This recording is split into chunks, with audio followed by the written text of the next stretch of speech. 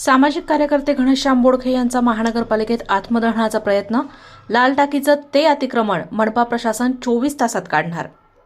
अप्पूहत्ती चौक लाल टाकी येथील महानगरपालिकेच्या मालकीच्या जागेत असलेल्या पंडित जवाहरलाल नेहरू उद्यान येथे नागोरी मुस्लिम बिजगळ ट्रस्टचे पदाधिकारी रेहान शफी काझी या व्यक्तीने महानगरपालिका प्रशासनाची कुठलीही परवानगी न घेता अतिक्रमण करून संरक्षक भिंत बांधली आहे. ती विनापरवाना बांधलेली भिंत लवकरात लवकर काढून तिथे असलेल्या दत्त मंदिराचा श्वास मोकळा करावा असा अर्ज सामाजिक कार्यकर्ते घनश्याम बोडखे यांनी महापालिका प्रशासनाकडे केला होता. सदर अर्ज देऊन 1 महिना होत आला तरी महानगरपालिका प्रशासनाने त्या ठिकाणी जाऊन कुठलीही कारवाई केलेली नाही. प्रशासन केवळ फक्त वेळ मारून नेतीये असं निदर्शनास आलंय. दिनांक 31/1/2025 पासून महानगरपालिकेला अर्ज देऊन आज जवळजवळ 27-28 दिवस झालेले आहेत की लाल टाकी भागातील अप्पूहत्ती चौकातील पंडित नेहरू उद्यान येथे जे मिसगर नागोरी ट्रस्ट मुस्लिम ट्रस्ट नावाने जे ट्रस्ट आहे त्यांनी अतिक्रमण करून विनापरवाना तिथं भिंत बांधलेली आहे. भिंत बांधताना त्यांनी महानगरपालिकेला कुठले परवानगीचं पत्र मागे दिलेलं नाही किंवा महानगरपालिकेने त्यांना कुठली परवानगी दिलेली नाही. तरी सुद्धा महानगरपालिकेच्या डोळ्यात धूळ फेकून त्यांनी ती भिंत बांधली. ती भिंत बांधल्यानंतर मी स्वतः इथे आयुक्तांना भेटून एक अर्ज केला होता 31 तारखेला की ती बेकायदेशीर भिंत आहे, ती भिंत काढा. कारण की त्या पंडित नेहरू उद्यानमध्ये आमच्या हिंदू धर्माचं आराध्य स्थान असलेलं श्री दत्त भगवानांचं एक मंदिर आहे. त्या मंदिराची तिथे त्या मुस्लिम ट्रस्टने तोडफोड केलेली आहे. त्याच्यानंतर स्वतंत्र भारताचे प्रथम पंतप्रधान असलेले पंडित नेहरूंचा पुतळा आहे तिथे, त्यांना सुद्धा पुतळ्याला सुद्धा त्यांनी लॉक लावून ठेवले, कोंडून ठेवलेले.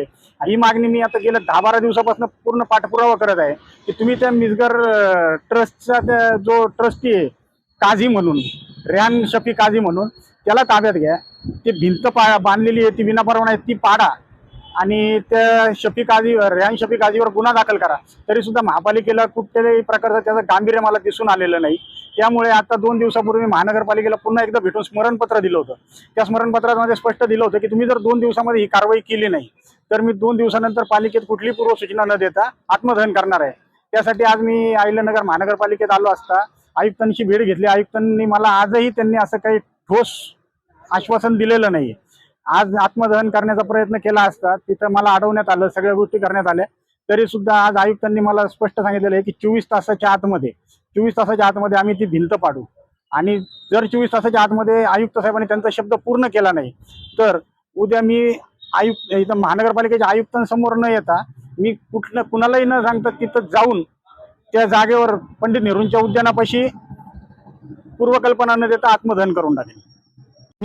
आयुक्तांची आणि अतिक्रमण विभाग प्रमुख असलेले बल्लाळ यांची आज गेल्या 10 दिवसांपासून आयुक्त व अतिक्रमण विभाग प्रमुखांकडे या गोष्टीचा पाठपुरावा केला असून सुद्धा ते कारवाई करण्यास असमर्थ ठरत असल्याचं दिसतंय.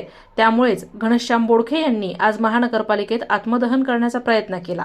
यावेळी प्रशासनाने वेळेत सावधानता बाळगत बोडखे यांना आत्मदहन करण्यापासून परावृत्त केले. यानंतर महापालिकेचे आयुक्त यशवंत डांगे यांनी 24 तासात ही कारवाई करण्याचं लेखी आश्वासन सामाजिक कार्यकर्ते घनश्याम बोडखे यांना दिलं आहे.